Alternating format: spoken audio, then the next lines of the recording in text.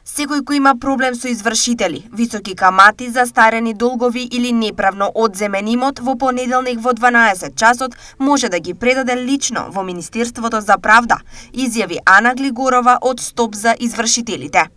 Сите вие кои сте онеправдани, сите вие на кои ви се реализирани кривични дела при извршувањето, значи кои имате пренаплатување, overpayment, сите вие кои имате од земени имоти на бесправен начин. Значи, земете се ги фотокопиите од вашите случаи и донесете ги пред Министерство за правда, затоа што тоа е денот кога ние мора да ги предадеме.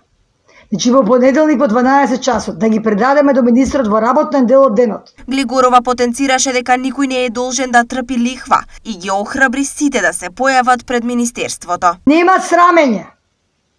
Нема страв. Нема потреба од ништо, никој не е виновен што плаќа лихва на некој лихвар, било како нека се вика, дали е тоа банка, дали е тоа кеш продавница, дали е тоа некаков доверител било каков. Не е виновен човекот да плаќа толкави огромни камати, лихви, провизии, манипулативни трошоци.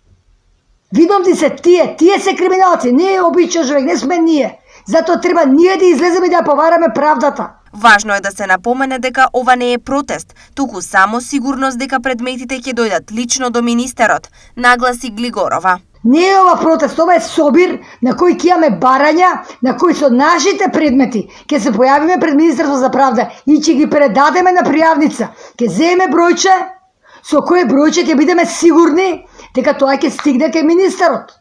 И кај таа комисија, дел од Министерство за правда, кои се задолжени за овој дел.